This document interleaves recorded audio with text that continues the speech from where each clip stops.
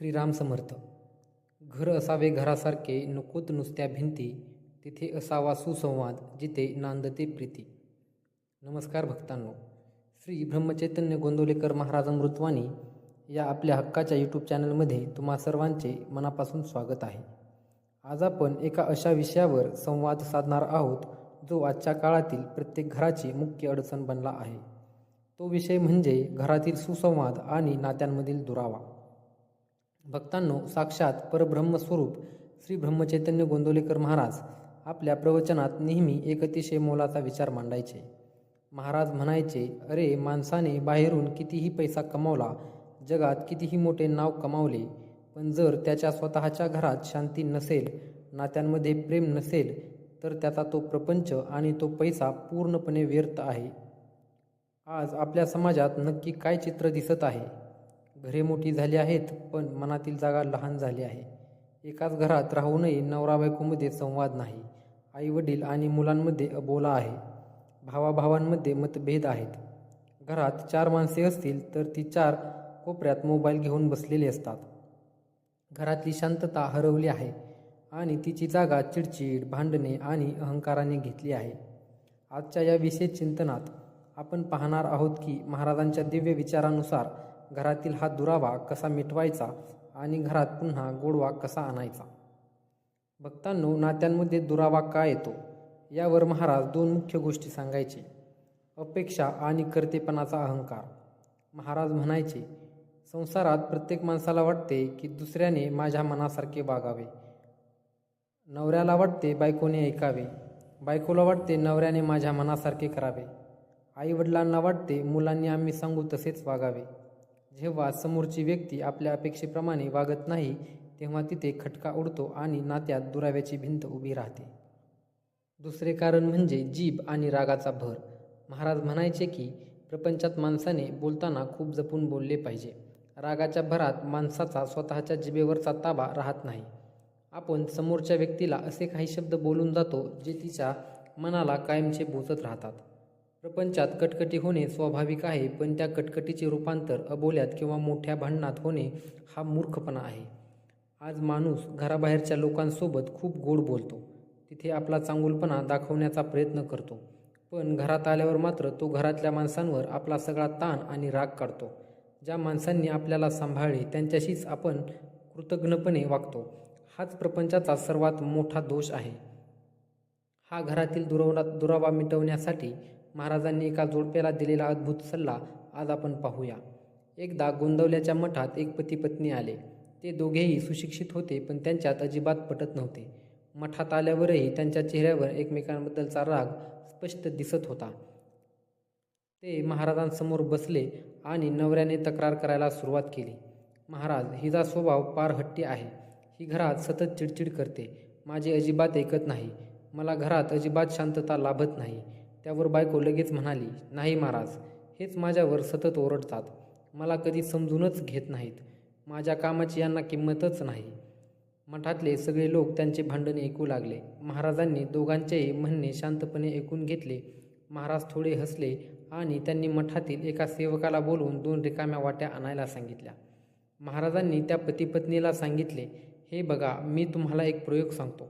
आजपासून तुम्ही दोघेही एकाच घरात राहायचे, पण एका अटीवर. जेव्हा नवऱ्याला बायकोचा राग येईल तेव्हा त्याने स्वतःच्या वाटीत एक तांदळाचा दाणा टाकायचा आणि तोंड बंद ठेवायचे, आणि जेव्हा बायकोला नवऱ्याचा राग येईल तेव्हा तिने तिच्या वाटीत एक तांदळाचा दाणा टाकायचा आणि काहीही न बोलता गप्प बसायचे. 7 दिवसांनी मला त्या वाट्या आणून दाखवा.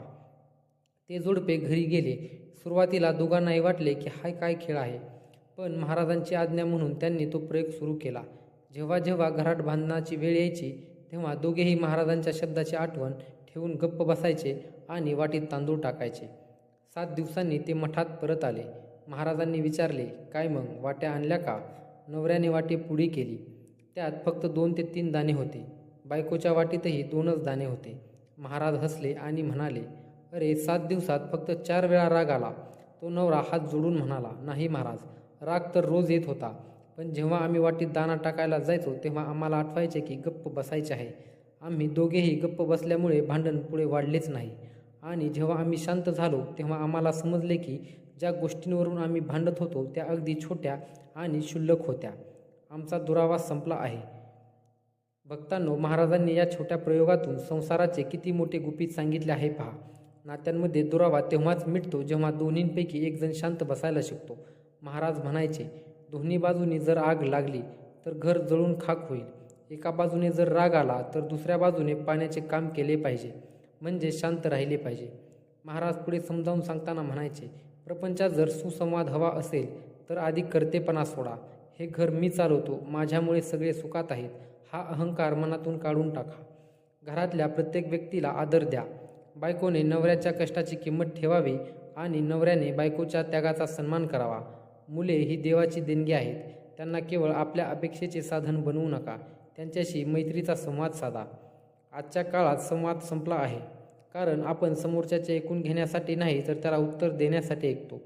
जोपर्यंत आपण घरातल्या माणसांना मनापासून ऐकून घेत नाही, तेव्हा त्यांच्या भावना समजून घेत नाही, तोपर्यंत नात्यांमधील भिंती तुटणार नाहीत. घरातील वातावरण सात्विक आणि प्रेमळ करण्यासाठी महाराजांनी सर्वात मोठा आणि खात्रीशीर मार्ग सांगितला आहे, तो म्हणजे घरातील सामूहिक नामस्मरण. महाराज म्हणतात, ज्या घरात रोज सकाळी आणि संध्याकाळी एकत्र बसून भगवंताचे नाव घेतले जाते, त्या घरात कधीही दुष्ट विचार किंवा वाद निर्माण होऊ शकत नाहीत.